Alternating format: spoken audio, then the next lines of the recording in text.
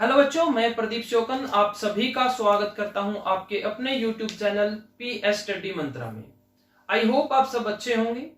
प्यारे बच्चों, जैसा कि आपको पता है, हम इतिहास विषय के बारे में बात कर रहे थे, जिसमें हमने कल हमारे अध्याय विश्व के प्रमुख दर्शन के बारे में बात की, जिसमें हमने सबसे पहले धर्म का अर्थ और उसके 10 लक्षण के बारे में पढ़ा। उसके बाद हमने वैदिक दर्शन के बारे में बात की, जिसमें हमने सबसे पहले वैदिक दर्शन के स्रोत के बारे में बात की, जिसमें हमने वेद, आर्य, ब्राह्मण के बारे में बात की, और इसके बाद हमने वैदिक दर्शन की कुछ विशेषताएं पढ़ी। उसके बाद हम आज की क्लास में अपने जो अगले दर्शन है, जिसका नाम है जैन दर्शन और बौद्ध दर्शन, उनके बारे में चर्चा करेंगे। तो सबसे पहले जैन दर्शन यानी कि जैन धर्म की स्थापना महावीर स्वामी के द्वारा की गई, और बौद्ध दर्शन यानी बौद्ध धर्म की स्थापना महात्मा बुद्ध के द्वारा की गई। इन दोनों महापुरुषों के नाम आपने अवश्य सुने होंगे। छठी क्लास में इसका एक अध्याय भी आपने पढ़ा होगा। तो चलिए आज शुरू करते हैं आज की हमारी क्लास। हमारे अध्याय का नाम है विश्व के प्रमुख दर्शन, और जिसमें हम अपने दूसरे दर्शन, जिसका नाम है जैन दर्शन, इसके बारे में पढ़ेंगे। तो क्लास शुरू करने से पहले आप एक बार अपने सहपाठियों के साथ क्लास को शेयर जरूर कर दें, और इस चैनल पर अगर आप नए आए हो तो सब्सक्राइब जरूर कर लें, और क्लास को लाइक करना बिल्कुल भी ना भूलें। तो चलिए शुरू करते हैं आज की हमारी क्लास, जिसमें सबसे पहले हम बात करेंगे जैन दर्शन की। शुरू करने से पहले मैं आपको एक बात और बता दूं, इस क्लास के अंत में मैं जैन दर्शन और बौद्ध दर्शन का बिल्कुल तुलनात्मक अध्ययन आपको करवाऊंगा, जिसमें जैन दर्शन और बौद्ध दर्शन से आपको कोई भी डाउट नहीं रहेंगे, और आपको बिल्कुल मुंह जबानी दोनों के दोनों दर्शन याद हो जाएंगे। तो अंत तक मेरे साथ बने रहिए, और सीखने सिखाने की प्रक्रिया को शुरू करते हुए हम शुरू करते हैं सबसे पहले जैन दर्शन। देखिए जैन दर्शन क्या था। जैन दर्शन संसार के प्राचीन दर्शनों की श्रेणी में आता है। इसे श्रमणों का दर्शन भी कहा जाता है। अंडरलाइन कीजिए, इसे श्रमणों का दर्शन भी कहा जाता है। जो भी मैं कहूं वो शब्द अंडरलाइन करने की, तो आपको वो शब्द अंडरलाइन कर लेना है, हाईलाइट कर लेना है, और बाद में जब आप इसका अध्ययन करेंगे, रिवीजन करेंगे, तो आपको यही बातें रिवीजन में लेके आनी है, जो जिन बिंदुओं को मैं अंडरलाइन कराऊंगा। तो आगे है जैन दर्शन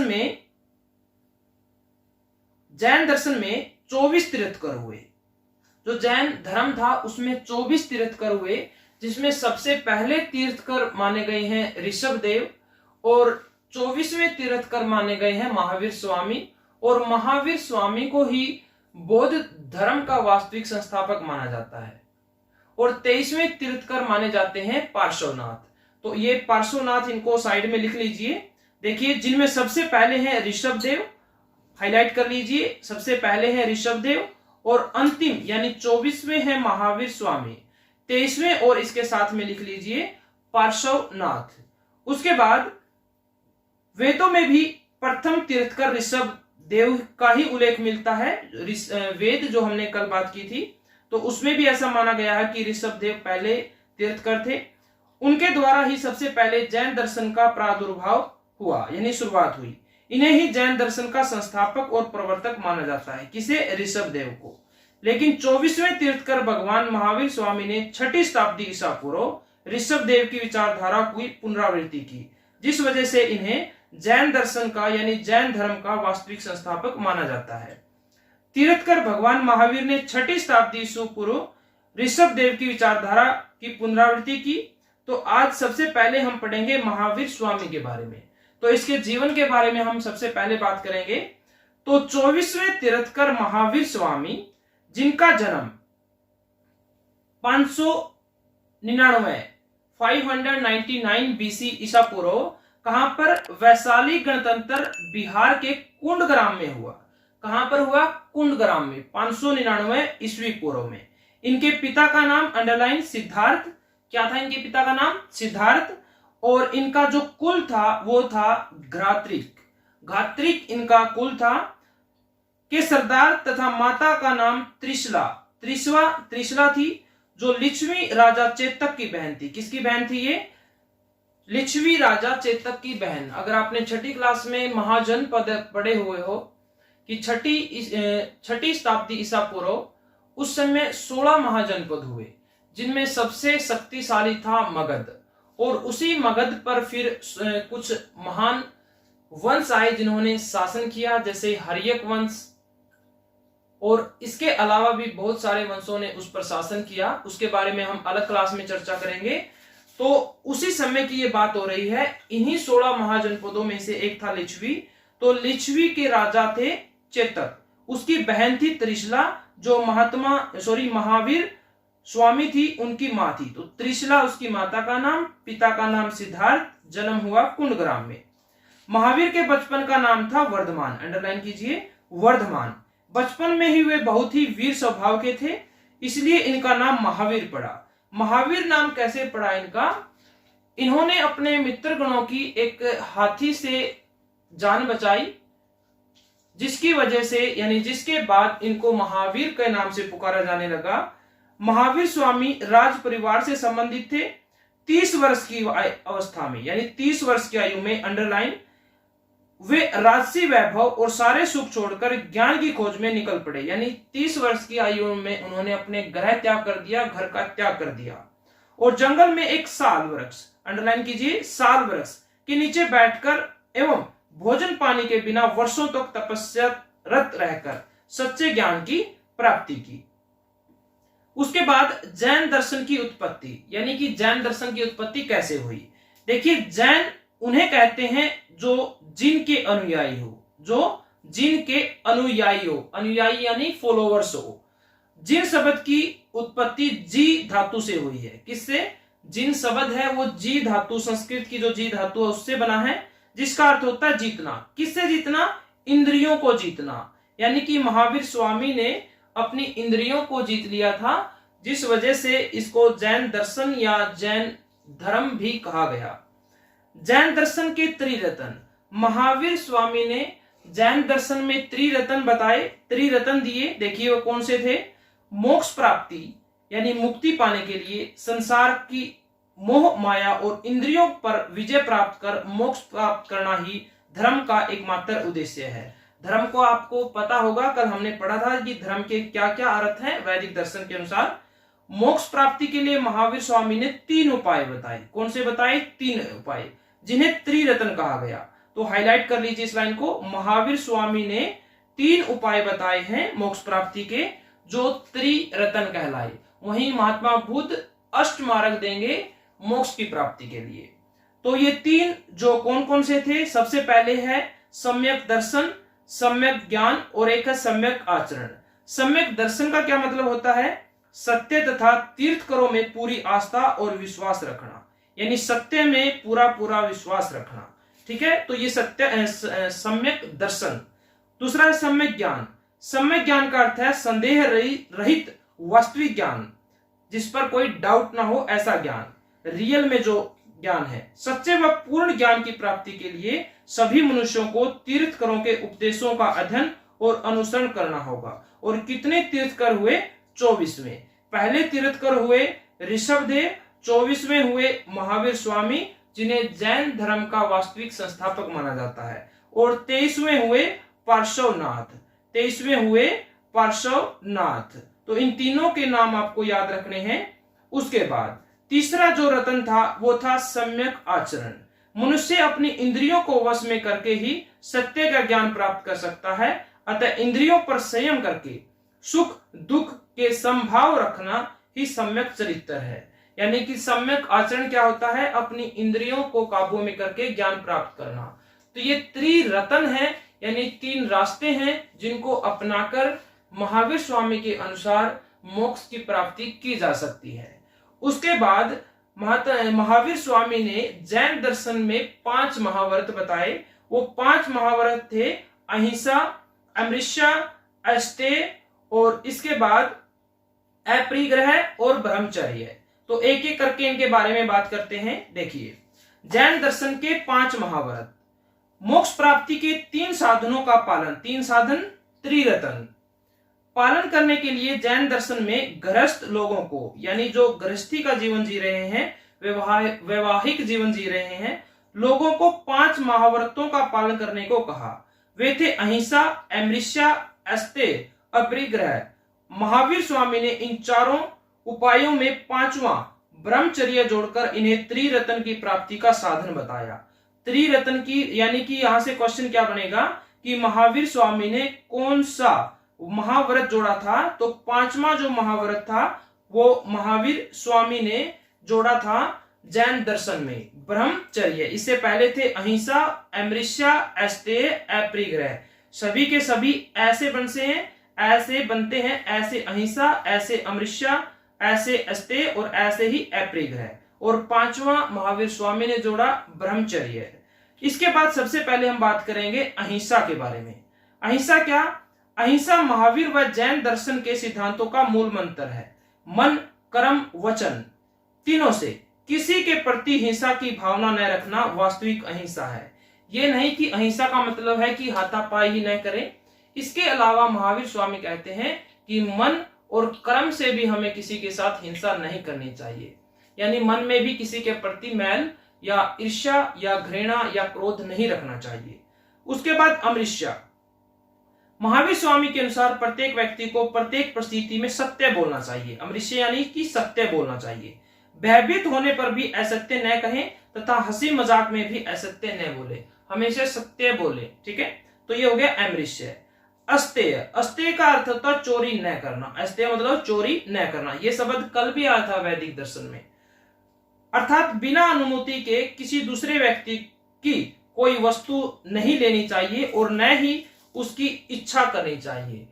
इच्छा भी नहीं करनी है और दूसरे की वस्तु बिना पूछे लेनी भी नहीं है। तो ये हो गया अस्तेय यानी चोरी न करना। अमृष्या सत्य बोलना। अहिंसा मन, कर्म और वचन से किसी के प्रति भी हिंसा की भावना न रखना। अपरिग्रह आवश्यकता से अधिक आवश्यकताओं का संग्रह यानी इकट्ठा न करना अपरिग्रह कहलाता है। जितनी आवश्यकता है सिर्फ उतने ही संसाधन इकट्ठे कीजिए, उसके अलावा कोई किसी भी प्रकार का संसाधन इकट्ठा यानी संग्रह मत कीजिए। ब्रह्मचर्य, ब्रह्मचर्य क्या होता है? देखिए, ब्रह्मचर्य मोह वासना से दूर रहकर ज्ञान व शक्ति प्राप्त करना और जरूरत से ज्यादा किसी भी वस्तु का प्रयोग न करना और इंद्रियों पर संयम रखना ब्रह्मचर्य कहलाता है। ब्रह्मचर्य की परिभाषा क्या दी महावीर स्वामी ने? पांचवा जो महाव्रत था ये महावीर स्वामी ने ही जोड़ा था कि मोह वासना से दूर रहना है, ज्ञान प्राप्त करना है, शक्ति प्राप्त करना है। किससे दूर रहकर? मोह वासना से। जरूरत से ज्यादा किसी वस्तु का प्रयोग नहीं करना है और इंद्रियों पर संयम रखना है। इसी को महावीर स्वामी ने ब्रह्मचर्य कहा।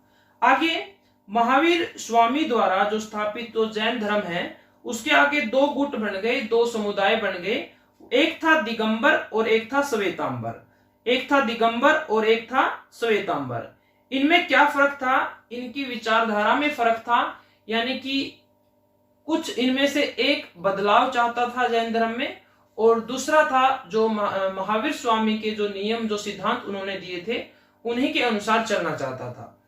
तो महावीर स्वामी 527 ईसा पूर्व में बिहार के पावापुरी नामक स्थान पर निर्वाण को प्राप्त हुए, यानी कि इनका क्या हो गया? इन्हें मोक्ष की प्राप्ति हो गई, यानी कि ये इनका देहांत हो गया। कहां पर?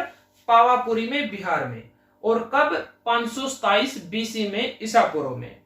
उसके बाद उनके बाद जैन धर्म दो भागों में विभक्त हो गया, जिनमें एक वर्ग दिगंबर और दूसरा श्वेतांबर कहलाया। दिगंबर साधु 10 दिशाओं को वस्त्र मानते थे, जबकि श्वेतांबर श्वेत वस्त्र पहनते थे। यानी दिगंबर थे जो वो बिल्कुल भी वस्त्र नहीं पहनते थे, नग्न अवस्था में रहते थे। उनका मानना था कि 10 दिशाएं ही उनके वस्त्र हैं, तो उन्हें किसी कपड़े से तन को ढकने की जरूरत नहीं है। वहीं श्वेत यानी सफेद, तो श्वेत अंबर थे जो वो सफेद कपड़ा धारण करते थे। आज भी आपने आसपास में देखा होगा, बहुत सारे ऐसे मिलेंगे आपको जो श्वेत कपड़े धारण करते हैं। आर्य समाजी भी आपने देखा होगा, वो भी श्वेत कपड़े पहनते हैं और एक मुंह पर एक पट्टी लगा के रखते हैं। उसके बाद इस प्रकार हम देखते हैं कि भगवान महावीर द्वारा कहे गए सिद्धांत इस युग के लिए सर्वथा प्रासंगिक थे। जैन दर्शन आत्मा की अमरता, पुनर्जन्म, कर्मवाद में विश्वास रखता था। अंडरलाइन कीजिए इस बात को। आत्मा की अमरता यानी आत्मा अमर है, पुनर्जन्म और कर्मवाद पर विश्वास रखता था। जैन दर्शन जातिवाद, छुआछूत एवं आडंबरवाद का विरोध व नारी सम्मान का समर्थन करता है। अतः जैन दर्शन का दार्शनिक चिंतन मूलतः आत्म कल्याण की ओर प्रवृत्त होने की प्रेरणा से है। यानी कि यहां हमने बात की, यहां से क्वेश्चन क्या आएगा कि दिगंबर श्वेतांबर से आपका क्या अभिप्राय है, या इनमें से कोई आपसे अंतर पूछ लेगा तो आपको यही बातें लिखनी है जो मैंने बताई है कि दिगंबर का क्या अर्थ है, श्वेतांबर का क्या अर्थ है, और ये जैन धर्म के ही दो भाग हैं। इसके बाद हम बात करते हैं अपने बौद्ध धर्म के बारे में।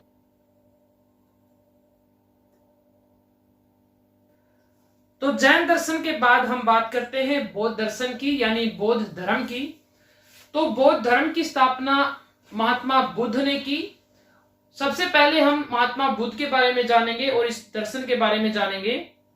तो देखिए, भारत की धरती पर समय समय पर अनेक महापुरुषों का जन्म हुआ। ऐसे ही 6वीं शताब्दी ईसा पूर्व एक महान विभूति गौतम बुद्ध का जन्म हुआ। उन्होंने रूढ़िवादिता तथा सामाजिक जटिलता के विरुद्ध आवाज उठाई और बौद्ध दर्शन की स्थापना की। किसने? महात्मा बुद्ध ने, जिन्हें हम गौतम बुद्ध भी कहते हैं। महात्मा बुद्ध के जीवन की 4 महत्वपूर्ण घटनाएं जिनके बारे में हमने इसमें चर्चा करनी है। तो वो 4 महत्वपूर्ण घटनाएं कौन सी थी जो महात्मा बुद्ध के जीवन में अहम भूमिका रखती हैं?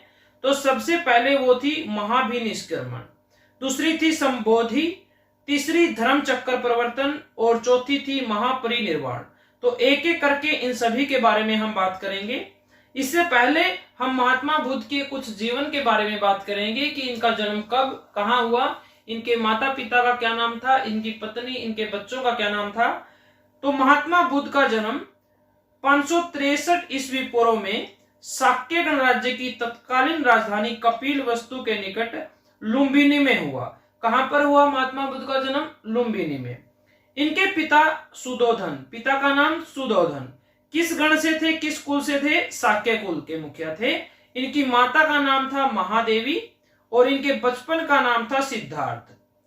उनका मन सांसारिक बातों में नहीं लगता था। इसी कारण वे एक वृद्ध व्यक्ति, एक बीमार व्यक्ति, एक मृत व्यक्ति और एक सन्यासी को देखकर 29 वर्ष की आयु में राज्य वैभव को छोड़कर ज्ञान की खोज में निकल गए।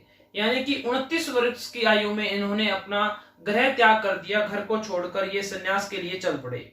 उन्हें जीवन घर छोड़ने की घटना को बौद्ध साहित्य में महाभिनिष्क्रमण कहा गया।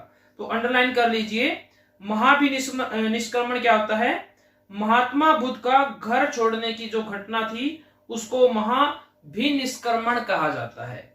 उसके बाद हम बात करते हैं, चलिए इससे पहले मैं आपको कुछ बातें बता दूं कि जो महात्मा बुद्ध था जब उनका जन्म हुआ तो कुछ ब्राह्मणों ने इनकी भविष्यवाणी की, जिसमें उन्होंने इनके पिता सुदोधन को बताया कि ये बड़े होकर एक महान व्यक्तित्व वाले व्यक्ति बनेंगे, या तो ये एक महान सन्यास बनेंगे जो पूरी दुनिया को प्रकाश देंगे, या तो फिर ये एक महान राजा बनेंगे।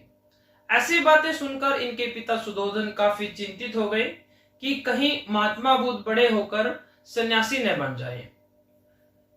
इससे बचने के लिए उन्होंने महात्मा बुद्ध के लिए महल में सभी सुख सुविधाएं, सभी ऐशो आराम उपस्थित कर दिए इनके लिए।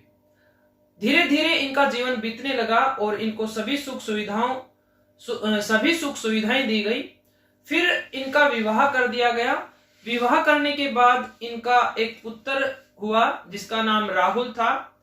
उसके बाद जब एक बार ये अपने राज्य का भ्रमण करने के लिए बाहर गए तो रास्ते में इन्होंने कुछ दृश्य देखे। कुल मिलाकर 4 दृश्य इन्होंने रास्ते में देखे और इन्होंने एक एक करके सारथी से पूछा कि ये सब क्या है। सबसे पहले महात्मा बुद्ध ने एक रोगी व्यक्ति को देखा और उन्होंने सारथी से पूछा, सारथी ये कौन है? तो सारथी ने बताया कि ये रोगी है, यानी कि ये बीमार है।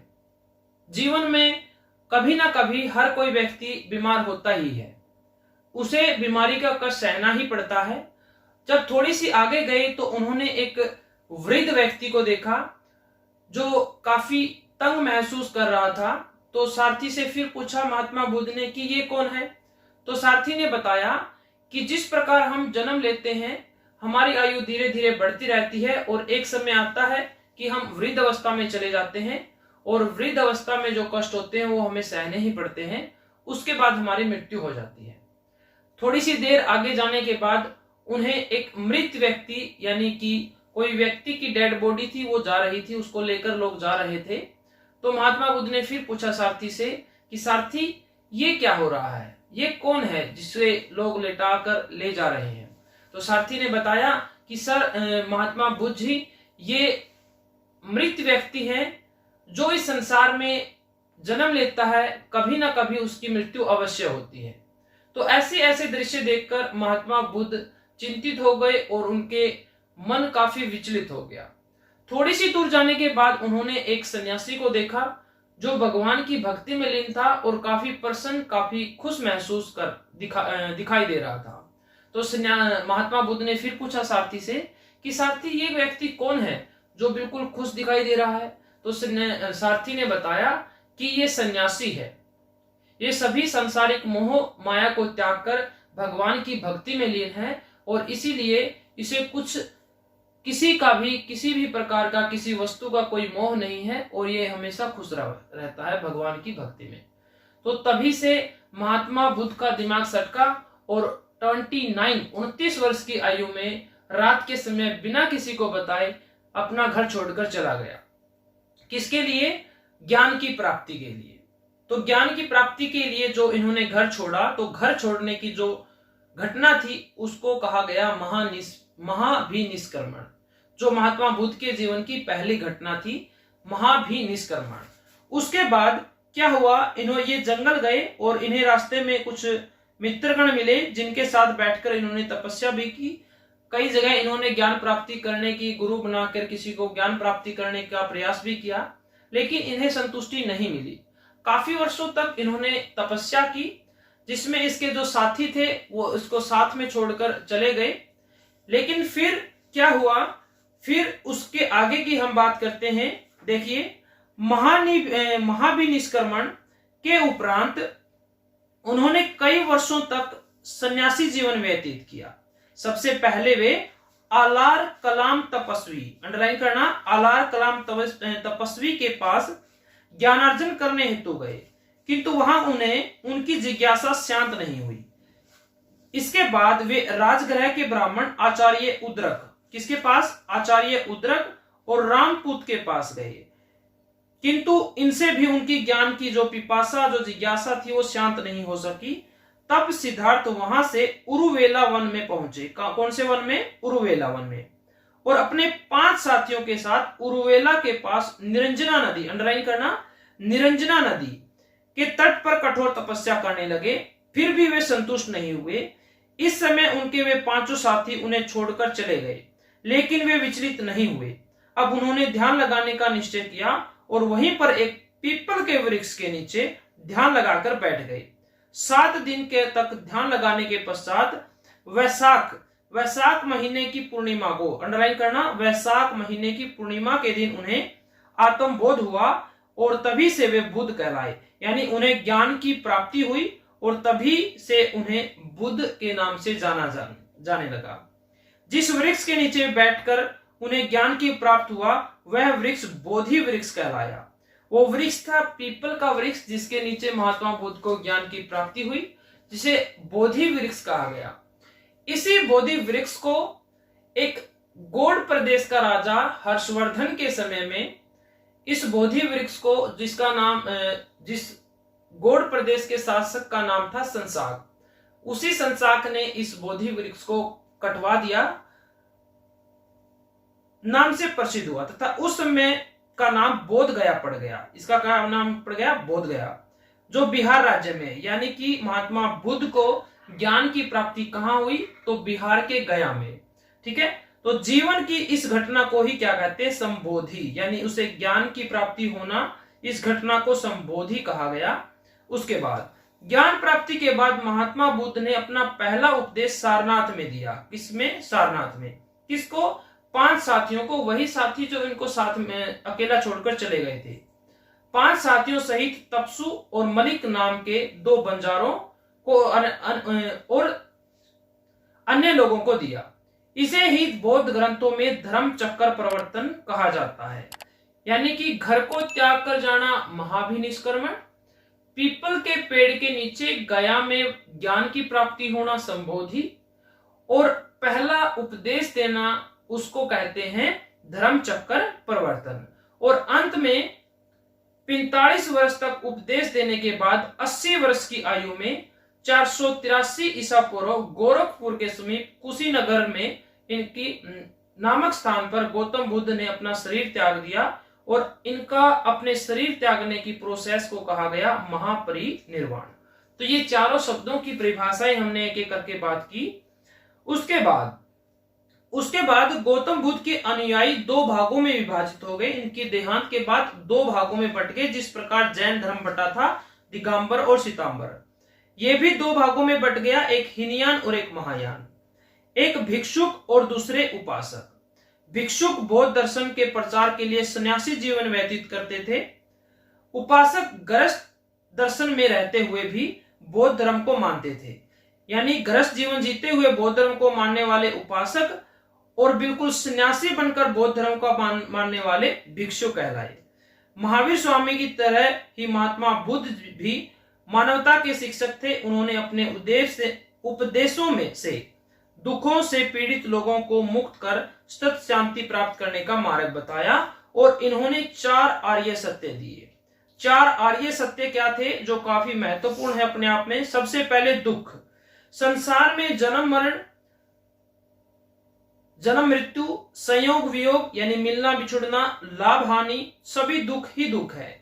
यानी कि संसार क्या है? दुखों का घर है, ऐसा इन्होंने कहा। दुखों का कारण, सभी प्रकार के दुखों का कारण तृष्णा या वासना है। यानी पहली जो आर्य सत्य कहा, इन्होंने कहा कि संसार दुखों का घर है।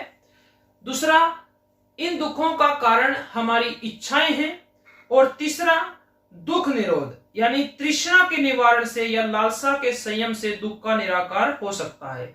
यानी इच्छाओं को पर नियंत्रण करके हम इन दुखों से छुटकारा पा सकते हैं। पहला क्या? कि संसार दुखों का घर है।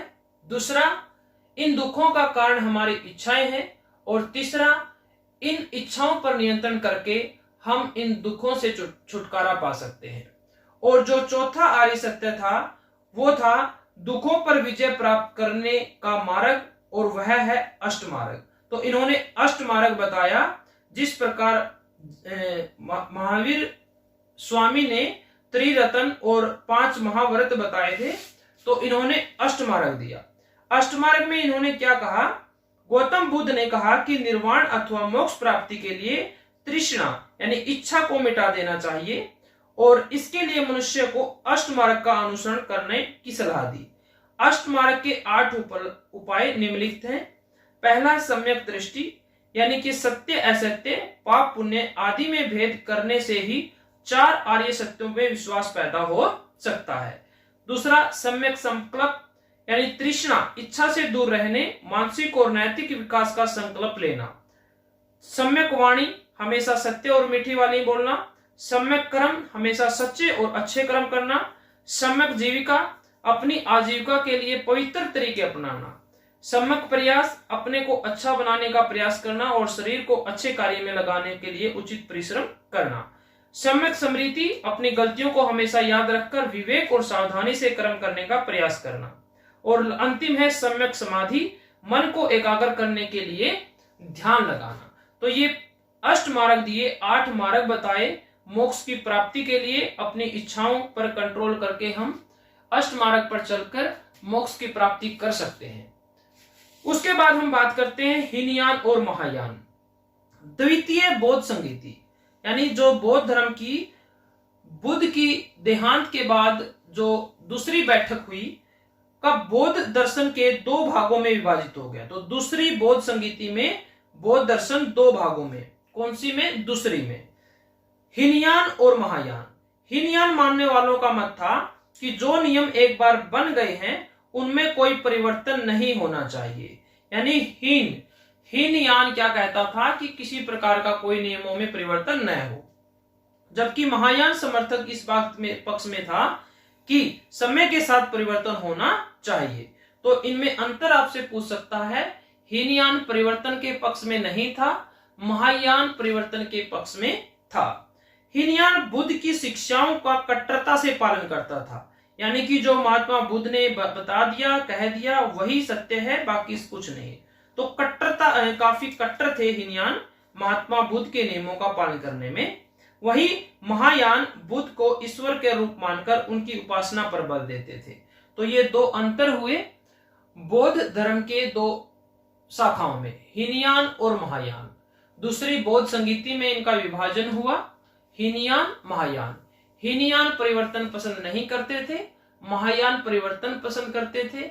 हीनयान कट्टर थे बौद्ध के नियमों को मानने में, लेकिन महायान जहां परिवर्तन में विश्वास करते थे तो वहीं उसके साथ वो इन महात्मा बुद्ध को ईश्वर मानकर उसकी उपासना पर बल देते थे। उसके बाद विश्व में बौद्ध दर्शन का प्रचार।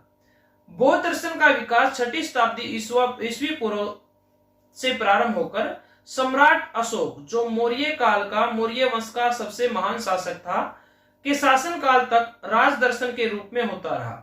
सम्राट अशोक के बाद कनिष्क और फिर हर्ष, जो थानेसर का राजा था, हर्षवर्धन भी कहते हैं जिसे, जो पुष्यभूति वंश का शासक था, हर्ष या हर्षवर्धन थानेसर का शासक था, तो वो भी बौद्ध धर्म को अपनाता था। और इसी के समकालीन था गौड़ प्रदेश का राजा शशांक और हर्ष के बीच में काफी शत्रुता थी, या कहें कि शशांक हर्षवर्धन का सबसे बड़ा शत्रु था। हर्ष बौद्ध धर्म को मानता था, वहीं शशांक शैव धर्म को मानता था। तो इनकी आपसी शत्रुता में शशांक ने जो बोधि वृक्ष था जो गया के अंदर, जिसके नीचे महात्मा बुद्ध को ज्ञान की प्राप्ति हुई थी, उसको कटवा दिया था। के विकास में भूमिका निभाई। बौद्ध दर्शन के प्रसार के लिए अशोक ने 84,000 स्तूप बनवाए तथा स्तंभ शिलालेखों से भी बौद्ध दर्शन का विस्तार और प्रसार किया।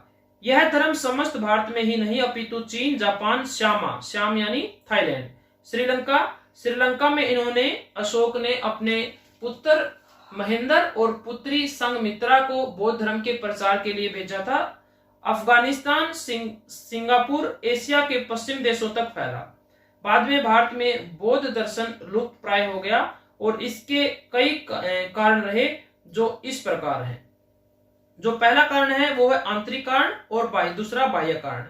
बौद्ध दर्शन का मुकाबला करने के लिए हिंदू दर्शन यानी वैदिक दर्शन के विद्वानों ने कर्मकांड के स्थान पर वेदों में बताए गए ज्ञान मार्ग और भक्ति मार्ग का प्रचार किया, जिसके सामने बौद्ध दर्शन का तत्व ज्ञान फीका पड़ने लगा। अनेक राजा भी वैदिक दर्शन के ज्ञान से प्रभावित हुए और बौद्ध दर्शन को त्यागने में लग गए। परिणाम स्वरूप इसका प्रभाव कम होता गया, यानी कि वैदिक दर्शन ने अपने आप में सुधार किए और उनको आसान बनाया, तो लोगों ने उसको अपनाना वापिस से शुरू कर दिया। बाह्य कारण मध्य एशिया से आए हुण, मंगोल, मोहम्मद बिन कासिम, जिसने 712 ईस्वी में भारत पर आक्रमण किया था। जो मोहम्मद बिन कासिम 712 ईस्वी में, राजा दाहिर होता था, सिंध का शासक दाहिर। तो 20 जून 712 ईस्वी में दाहिर के साथ मोहम्मद बिन कासिम का युद्ध हुआ, जिसमें कासिम जीता और दाहिर मारा गया था। महमूद गजनवी, जिसने भारत पर 17 बार आक्रमण किया और काफी धन लूटा। गजनवी के बाद मोहम्मद गौरी, जिसका गुलाम था कुतुबुद्दीन ऐबक, और उसी ने दिल्ली के अंदर दिल्ली सल्तनत की नींव रखी। आदि के आक्रमणों और लूट के कारण भी बौद्ध दर्शन का पतन हो गया। वहीं एक बख्तियार खिलजी थे, जिन्होंने नालंदा विश्वविद्यालय को पूरी तरह से तहस नहस कर दिया था।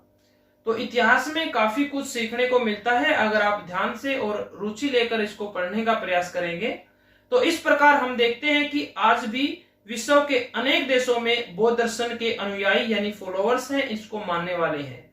बौद्ध दर्शन का अंतिम लक्ष्य मोक्ष प्राप्त करना था। महात्मा बुद्ध का कहना था कि मन में पैदा होने वाली तृष्णा या वासना रूपी अग्नि को बुझा देने से मोक्ष प्राप्त हो सकता है। प्रत्येक व्यक्ति अष्टमार्ग के अनुसार जीवन व्यतीत कर अज्ञानता व दुखों से मुक्ति पा सकता है। तो ये था बौद्ध दर्शन। अब हम जैन दर्शन और बौद्ध दर्शन की तुलनात्मक तौर पर अध्ययन करते हैं और बिल्कुल 2 मिनट में ही इसका रिवीजन लेने का प्रयास करते हैं। चलिए सबसे पहले बात करें, एक तरफ है महात्मा बुद्ध और एक तरफ है महावीर स्वामी। तो सबसे पहले जन्म, महात्मा बुद्ध का जन्म 563 बीसी में, महावीर स्वामी का जन्म 599 बीसी में। ठीक है। उसके बाद स्थान, महात्मा बुद्ध का जन्म हुआ लुम्बिनी में नेपाल में और इनका जन्म हुआ कुंडग्राम बिहार में। वहीं महात्मा बुद्ध के पिता का नाम था सुधोधन और महावीर स्वामी के पिता का नाम था सिद्धार्थ। महात्मा बुद्ध की माता का नाम महामाया और महावीर स्वामी की माता का नाम त्रिशला। बचपन का नाम जो महात्मा बुद्ध का वो था सिद्धार्थ और महावीर स्वामी के बचपन का नाम था वर्धमान। कंफ्यूज मत हो जाना, महावीर स्वामी के पिता का नाम भी सिद्धार्थ था और महात्मा बुद्ध के बचपन का नाम भी सिद्धार्थ था। जो महात्मा बुद्ध थी उनकी पत्नी का नाम था यशोधरा, वहीं महावीर स्वामी की पत्नी का नाम था यशोदा। महात्मा बुद्ध को एक पुत्र रत्न की प्राप्ति हुई जिसका नाम मैंने बताया था राहुल, वहीं महावीर स्वामी को एक पुत्री हुई जिसे प्रियदर्शी का नाम दिया गया। जो महात्मा बुद्ध थे वो बिना बताए 29 वर्ष की आयु में अपना ग्रह त्याग कर गए थे, वहीं महावीर स्वामी 30 वर्ष की आयु में अपने बड़े भाई को बताकर ग्रह त्याग किया था। वहीं कुल की अगर बात करें तो महात्मा बुद्ध शाक्य कुल से संबंधित थे और महावीर स्वामी घात्रिक कुल से संबंधित थे। ग्रह त्याग, महात्मा बुद्ध ने 29 वर्ष की आयु में ग्रह छोड़ा और महावीर स्वामी ने 30 वर्ष की आयु में, यानी कि जब वो 30 वर्ष के थे तब उन्होंने अपने ग्रह का त्याग किया। उसके बाद ज्ञान की प्राप्ति, तो महात्मा बुद्ध को ज्ञान की प्राप्ति बिहार के गया में हुई पीपल के पेड़ के नीचे। वहीं महावीर स्वामी को जम्भरिक गांव में साल वृक्ष के नीचे ज्ञान की प्राप्ति हुई। मृत्यु की अगर बात करें तो 483 बीसी में कुशीनारा में महात्मा बुद्ध का देहांत हुआ और महावीर स्वामी का देहांत 527 बीसी में राजगृह में हुआ। तो ये था इसका तुलनात्मक अध्ययन, ताकि आपको किसी भी प्रकार का कोई कंफ्यूजन न हो। इन सभी का स्क्रीनशॉट ले लीजिए और एक अच्छे से अपने नोटबुक में इनको नोट करिए और याद करने का प्रयास कीजिए। इसके साथ ही हमने क्या पढ़ा कि महावीर स्वामी ने त्रिरत्न दिए, ये अपोजिट लिख गए हम, ये इस तरफ है और ये इस तरफ है। महावीर स्वामी ने त्रिरत्न दिए, सम्यक ज्ञान, आचरण और दर्शन। 5 महाव्रत बताए, अहिंसा, अमृता, अस्तेय, अपरिग्रह और ब्रह्मचर्य। 5वां व्रत महावीर स्वामी ने ही जोड़ा था। और महात्मा बुद्ध ने आर्य सत्य बताए, दुख के कारण, दुखों का निरोध और दुख निरोध मार्ग, और अष्ट मार्ग बताए, 8 मार्ग बताए मोक्ष की प्राप्ति के लिए। तो आज हमने बात की जैन धर्म और बौद्ध धर्म के बारे में। तो उम्मीद करता हूं कि सभी बच्चों को ये अच्छे से समझ में आ गया होगा। तो प्यारे बच्चों, अगर क्लास पसंद आई हो तो लाइक जरूर करें, शेयर ज्यादा से ज्यादा करें और सब्सक्राइब जरूर कर लें। ओके बच्चों, thank you, have a nice day, take care.